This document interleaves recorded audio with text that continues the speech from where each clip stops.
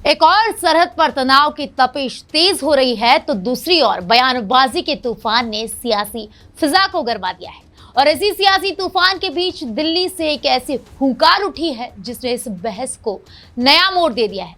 दिल्ली के भारत मंडपम में आयोजित संस्कृति जागरण महोत्सव के मंच से बोलते हुए बाबा रामदेव ने पाकिस्तान को कड़ी चेतावनी देते हुए कहा कि अगर युद्ध हुआ तो पाकिस्तान 4 दिन भी भारत के सामने नहीं टिक पाएगा। उन्होंने यहां तक कह दिया कि आने वाले कुछ दिनों में हमें कराची में गुरुकुल बनाना पड़ेगा और उसके बाद लाहौर का नंबर आएगा।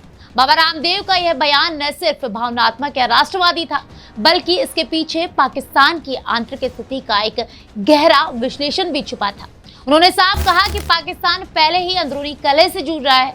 बलूचिस्तान, खैबर पख्तूनख्वा, सिंध और गिलगित बाल्टिस्तान जैसे इलाकों में लगातार अलगाववादी आंदोलन तेज हो रहे हैं। बलूच नेता और पख्तून कार्यकर्ता पाकिस्तान की फौज और राजनीतिक नीतियों के खिलाफ आवाज उठाते रहे हैं और अब ये आवाजें विद्रोह का रूप लेती जा रही हैं। बाबा रामदेव का कहना है कि पाकिस्तान अधिकृत कश्मीर के हालात जितने खराब है, उससे भी बदतर स्थिति बलूचिस्तान और अन्य सीमांत प्रांतों की हो चुकी है। वहां के नागरिक न सिर्फ पाकिस्तान से आजादी की मांग कर रहे हैं, बल्कि उन्हें रोज मानवाधिकार उल्लंघनों का सामना करना पड़ रहा है। रामदेव ने यह भी इशारा दिया है कि भारत को अब रक्षात्मक नहीं बल्कि निर्णायक भूमिका में आना चाहिए, क्योंकि पाकिस्तान खुद ही अपने अंत की ओर बढ़ रहा है। और अमेरिका टैरिफ वार के चलते या टैरिफ टेररिज्म के चलते अलग तरह से एक्सपोज हो चुका है।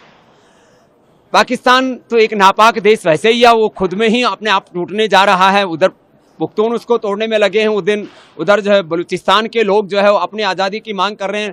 पीओके में हालात और ख़राब हैं, तो खुद ही टूटा पड़ा है। वो भारत से लड़ने का सामर्थ्य ही कहाँ रखता है। भारत के साथ 4 दिन भी खड़ा नहीं हो सकता युद्ध के लिए। अब तो मुझे लगता है थोड़े दिनों में हमें अगला गुरुकुल एक कराची में और अगला लाहौर में बनाना पड़ेगा, और वहीं से हमारी गुरुकुलीय संस्कृति प्रारंभ हुई थी महर्षि दयानंद ने, और वहीं से ये अभियान अब वापस चलेगा। तो 3 गुरुकुल पूज्य आचार्य जी यहाँ बनाएंगे, हम अगला गुरुकुल कराची और लाहौर में बनाएंगे। बाबा रामदेव का ये बयान न सिर्फ सोशल मीडिया पर वायरल हो रहा है, बल्कि यह एक बड़े भू राजनीतिक विमर्श को अब जन्म दे चुका है। बाबा रामदेव की हुंकार महज एक चेतावनी नहीं बल्कि एक भविष्यवाणी सी लगती है।